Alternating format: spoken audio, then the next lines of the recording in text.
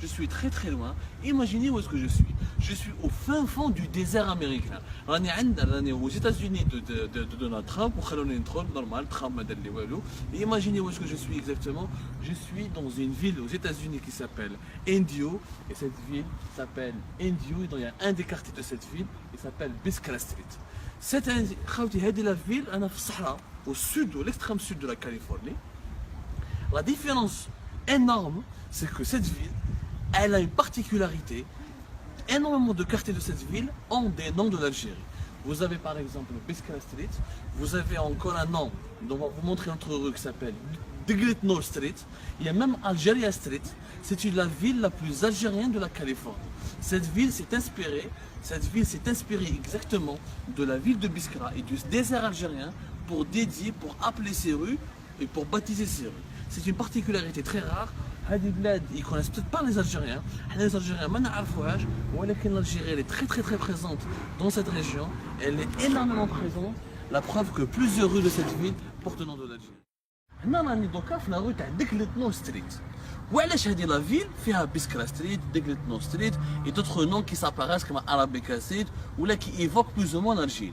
هنا يا جماعه في لا ريجيون هذه en 1903 des Américains راحوا عندنا à l'époque dans les environs de Biskra exactement à Tolga وجابوا des palmiers باش يخدموا ديغلتنور هنا في بلادهم.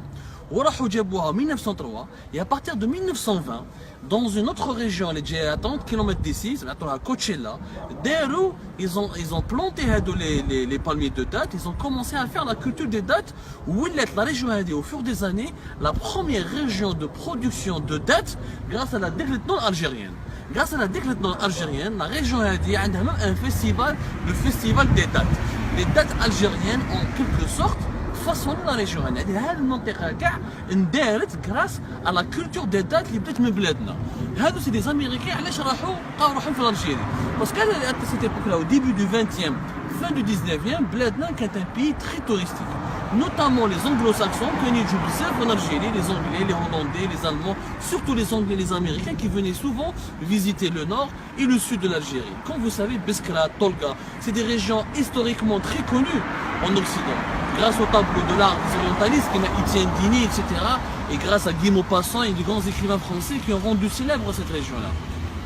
Aujourd'hui, grâce à la Degletnor, grâce aux palmiers algériens, des liens se sont créés entre l'Algérie et les États-Unis. Et là, nous sommes réellement dans un coin, une petite Algérie au fin fond des États-Unis. Imaginez, quand on a des autorités, quand on a le savoir-faire, quand on a réussi, on a continué à développer et à exporter notre culture et notre histoire. Combien de pays et combien de villes aux États-Unis on aurait pu pénétrer, et l'Algérie finalement qui est encore vivante ici, elle ne doit pas mourir dans nos cœurs. Ça prouve qu'on peut la développer. Là qu'on fait un contrat.